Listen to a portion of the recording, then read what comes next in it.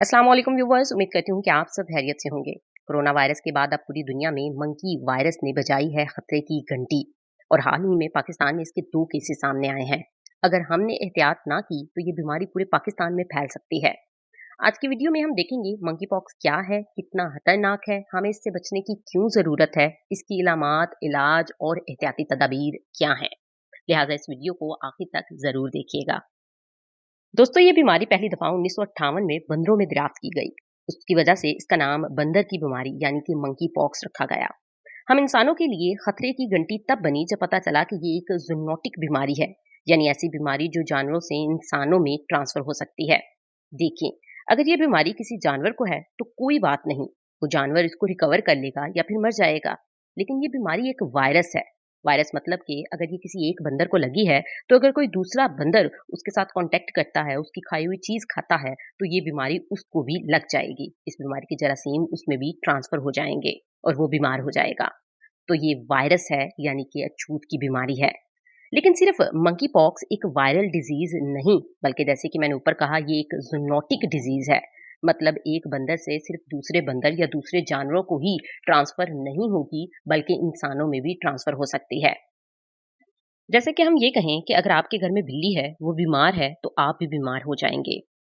इस बीमारी को पहली दफा बंदरों में पाया गया था, लेकिन अब ये कई जानवरों में पाई जाती है, जैसा कि चूहे, भैंस वगैरह। और ये बीमारी स्मॉल पॉक्स से मिलती जुलती है, जिसे हम उर्दू में या पंजाबी में आकड़ा लाकड़ा या फिर चीचक की बीमारी भी कहते हैं। कि हमने ये कहा कि ये एक जूनोटिक बीमारी है, जानवरों से इंसानों को में मुंतकिल हो सकती है। तो लेट्स सपोज कि अगर ये फिलहाल किसी जानवर को है, तो इससे बचा कैसे जा सकता है, या फिर आपको ये बीमारी कैसे मुंतकिल होगी। क्या ये वाला वायरस सिर्फ आपको उस जानवर को डायरेक्ट हाथ लगाने से या फिर उसकी जूठी चीज गलती से खा जाने से होगा? तो ऐसा नहीं है।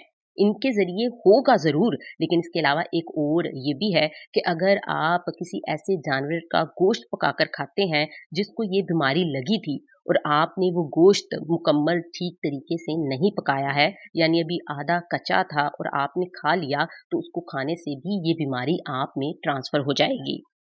जरूरी नहीं कि आपको ये बीमारी किसी जानवर से ही ट्रांसफर हो, क्योंकि ये एक वायरस डिजीज है। यानी कि अगर किसी इंसान को पहली दफा ये बीमारी हो गई है, तो उस इंसान की चीजें जब आप शेयर करेंगे, कोई खाने वाली हो या इस्तेमाल करने वाली हो, तो वो बीमारी आपको भी लग सकती है। अब अगली बात ये है कि इसके सिम्टम्स क्या हैं। तो शुरू में आपको सिर्फ नज़ला ज़ुकाम होगा, उसके साथ आपको फिर बुखार और सर दर्द होगा, और बुखार होने के 3 दिन के अंदर ही आपके हाथ की हथेलियों और पाँव पर रेशे बड़े मोटे-मोटे दाने निकलना शुरू हो जाते हैं, जैसे कि स्मॉल पॉक्स यानी चिचक की बीमारी में निकलते हैं। इन दानों को ठीक होने में 2 से 4 हफ्ते निकलते हैं, जो कि आपके जिस्म पर गहरे निशान भी छोड़ जाते हैं। सबसे अहम बात कि ये हमारे लिए खतरे की घंटी क्यों है, हम इससे डर क्यों रहे हैं, तो वो वही काज है जो कि कोविड-19 का था। यानी जब वो बीमारी आई थी, तो वो भी एक वायरस था, और हमारे लिए खतरे की बात ये थी कि उसकी अभी वैक्सीन दरियाफ्त नहीं हुई थी। और वो लोग जिनकी इम्यून सिस्टम बहुत स्ट्रॉन्ग नहीं होता, तो उस बीमारी की वजह से डेथ भी उनकी हो सकती है। तो मंकी पॉक्स के अंदर भी सेम यही सिचुएशन है। मंकी पॉक्स की अपनी कोई भी वैक्सीन यानी कि दवाई मौजूद नहीं है। लेकिन कहा जाता है कि ये स्मॉल पॉक्स जैसी ही बीमारी है, तो जो वैक्सीन स्मॉल पॉक्स की है, उसी को 50% उसका फ़ायदा जो है मंकी पॉक्स में लिया जा सकता है। यानी उस बीमारी को मंकी पॉक्स के इलाज के लिए इस्तेमाल किया जा सकता है। ये बीमारी एक वायरल डिज़ीज़ है, तो ज़रूरी ये है कि हम सब एहतियात करें। इंसान को ये बीमारी हो, वो एहतियात करे, ना वो दूसरों से मिले-जुले और ना ही कोई चीज़ शेयर करे, चाहे वो खाने की हो या फिर इस्तेमाल करने वाली।